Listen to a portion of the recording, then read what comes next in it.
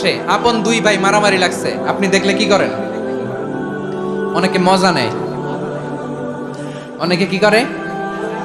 মজা নেয়, আর একটু লাগুক। আবার বলে হাত থাকতে মুখে কি বলে? কপাল পোড়া, কপাল পোড়া। আফসোস তাদের জন্য, কপাল পোড়া। দুইজন ঝগড়া লাগলে মিলিয়ে দিলে যে কত সওয়াব, এটা আমরা অনেকে জানিই না। দুইজন ঝগড়া লাগছে, আচ্ছা আপনাদের কোথাও এলাকায় আগুন লাগলে আপনারা কি ঢালেন? পানি। অনেকে ওই জায়গায় তেল ঢালে। এরকম ডাকাইতে আছে না নাই? আগুন নিভানোর জন্য ঢালতে হবে কি? একদল এখানে কি ঢালে? আল্লাহ তাআলা এরকম মাইন্ডসেটের মানসিকতার হওয়া থেকে আমাদেরকে তুমি বাঁচাও। ঝগড়া লাগলে মিলিয়ে দিবেন। কি করবেন? 3 জায়গায় প্রয়োজনে মিথ্যা বলা যায়।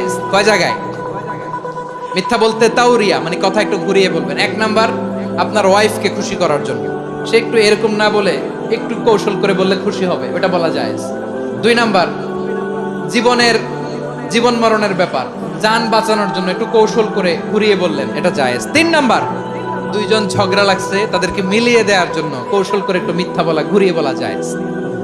দুইজনের মধ্যে দেখলেন যে সম্পর্ক খারাপ, একজনরে বললেন, ভাই সে তো ওই দিন আপনার ব্যাপারে অনেক প্রশংসা। কি আমার ব্যাপারে প্রশংসা? তার সাথে তো আমার মারাত্মক সম্পর্ক। কি বললো? এই বললো আপনি নাকি এই করছেন ওই করছেন, অনেক প্রশংসা। লোকটার মন খুশি হয়ে যাবে তার ব্যাপারে, ঠিক কিনা?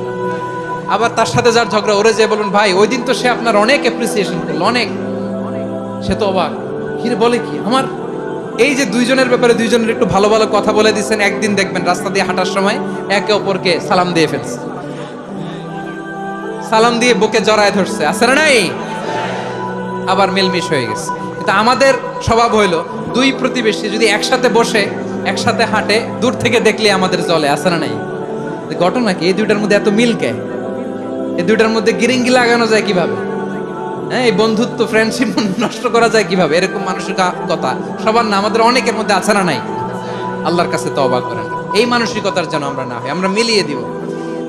কানগুলো খরগোশের কানের মতো খাড়া করে শুনুন পেকুয়ার ভাইরা। বিশ্বনবী বলেন, আলা উখবিরুকুম বিআফদাল দারাজা, আলা উখবিরুকুম বিআফদাল মিন দারাজাতিস সিয়ামি ওয়াস সালাতি ওয়াস সাদাকা। হে আমার উম্মতেরা, নামাজ, রোজা, দান, দেখেন নামাজ, রোজা, দানের চেয়েও বড় কোনো শ্রেষ্ঠ ইবাদতের কথা আমি কি তোমাদের বলবো না? সাহাবারা তো অবাক, বলে কি নামাজের চেয়ে বড় ইবাদত, রোজার চেয়ে বড়, দান করার চেয়ে বড় ইবাদত? সাহাবীরা বললেন, বালা ইয়া রাসূলুল্লাহ। নবী বলেন, বিশ্বনবী বললেন, নামাজের চেয়েও বড়, রোজার চেয়েও বড়, যাকাতের চেয়েও বড়, সাদাকার চেয়েও বড় একটা ইবাদত আছে, আমি কি তোমাদের বলবো না? সাহাবারা বললেন, ইয়া রাসূলুল্লাহ, বালা অবশ্যই বলবেন, সেটা কি? বিশ্বনবী বললেন, ইসলাহু যাতিল বাইন। দুইজন যখন ঝগড়া লেগেছে, তোমার দুই ভাই যখন ঝগড়া লেগেছে, এই দুইজনের মধ্যে বিরোধ মিটিয়ে মীমাংসা করে দেয়া হচ্ছে সবচাইতে সেরা কাজ। দুইজন ঝগড়া লাগছে, ইসলাহু যাতিল বাইন, দুইজনের মধ্যে মিলিয়ে দেয়া, এটা নামাজ, রোজা, সাদাকার চেয়ে বেশি সওয়াব। সুবহানাল্লাহ। এত আস্তে, হ্যাঁ? ওয়াত্তাকুল্লাহ ওয়া আসলিহু যাতা বাইনিকুম, সূরা আনফাল। আল্লাহ বলেন, আল্লাহরে ভয় করো, ঝগড়া লাগলে মজা নিও না। ওয়াত্তাকুল্লাহ, আল্লাহরে ভয় করো। ফাসলিহু যাতা বাইনিকুম, মিলিয়ে দিও। তাহলে আমরা মিলায়ে দিব। রাজি আছেন তো? তাহলে আমরা এক উম্মাহ, এক উৎস থেকে এসেছি, এক দেহ এক প্রাণ। আমাদের সম্পর্ক বড় মজবুত, সীসাঢালা প্রাচীরের মতো, কেউ টলাতে পারে না, কেউ ভাঙতে পারে না, ঠিক কিনা? আবার আমাদের সম্পর্ক হলো ভাই ভাই। আমরা ঐক্যবদ্ধ থাকার জন্য দুনিয়ায় এসেছি। কেমন করে ঐক্যবদ্ধ থাকতে হয় দুনিয়াবাসীর শেখানোর জন্য এসেছি। আল্লাহ বলেন, ও নবী, শুধু মুসলমানের মধ্যেই ঐক্য করলে হবে না, প্রয়োজনে ইহুদি নাসারাদের সাথে ঐক্য গড়ে তোলো।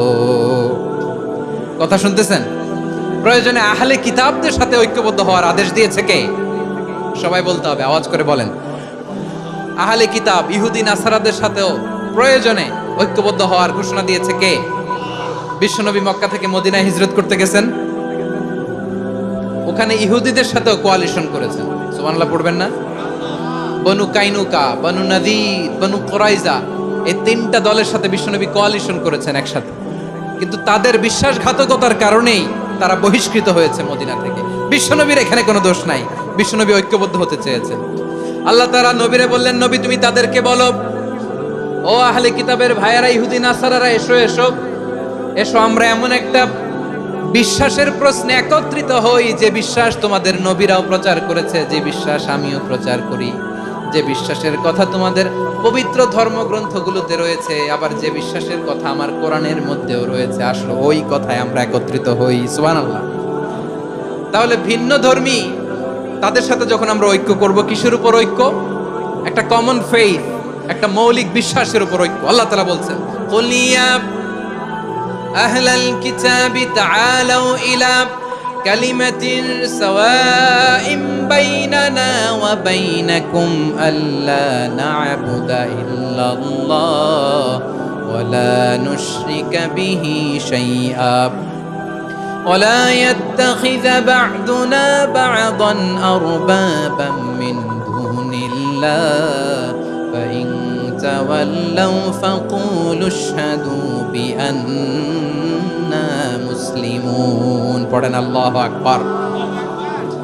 রব্বুল আলামিন বিশ্বনবীকে ডেকে বললেন, নবী তোমার প্রতিবেশী ইহুদিদেরকে ডেকে বলো, তাআলাউ ইলা কালিমাতিন সাওয়াইন বাইনানা ওয়া বাইনাকুম, ও ইহুদিরা আসো, এক টেবিলে বসি, আসো এমন একটা কথার উপরে আমরা সবাই একমত হয়ে যাই, যেই কথা তোমরাও মানো আমরাও মানি, সেটা হচ্ছে আল্লাহ ছাড়া আমরা কারো ইবাদত করব না, আমরা সবাই মিলে ইবাদত করি একজনের, তিনি কে? আল্লাহ ছাড়া কারো ইবাদত চলবে না, আল্লাহর সাথে আমরা শরীক করব না, আল্লাহ ছাড়া নিজেরা নিজেদেরকে রব হিসেবে মানব না।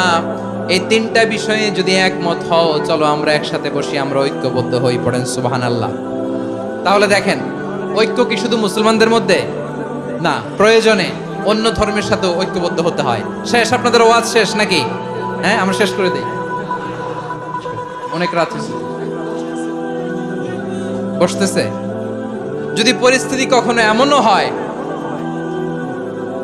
শিরকের আড্ডাখানা, আপনি ঐক্য প্রতিষ্ঠার জন্য, ঐক্য রক্ষার জন্য তাও শুধু তাওহীদের দাওয়াত দিবেন, ওইখানে আক্রমণ করবেন না, এটা কোরআনের নীতি। কথা বুঝতে পেরেছেন? সামনে শিরকের কি কথা কয় না, শিরকের কি আড্ডাখানা, আখড়া। কিন্তু ঐক্য বজায় রাখার জন্য, গৃহযুদ্ধ এড়ানোর জন্য আপনি শুধু এটা যে শিরক, এটা হারাম, এটা থেকে তোমরা বেঁচে থাকো, শুধু দাওয়াত দিবেন, আপনি আক্রমণ করবেন না, এটা কোরআনের বিধান। সুবহানাল্লাহ কইবেন না? এই চমৎকার ঘটনাগুলো আপনারা শোনাইতে পারবো এরকম বিশৃঙ্খলা করলে। মূসা আলাইহিস সালাম আল্লাহর সাথে সরাসরি কথা বলতেন, ওয়া কাল্লামাল্লাহু মূসা তাকলিমা। সুবহানাল্লাহ পড়েন, আওয়াজ তুলে সবাই বলেন সুবহানাল্লাহ।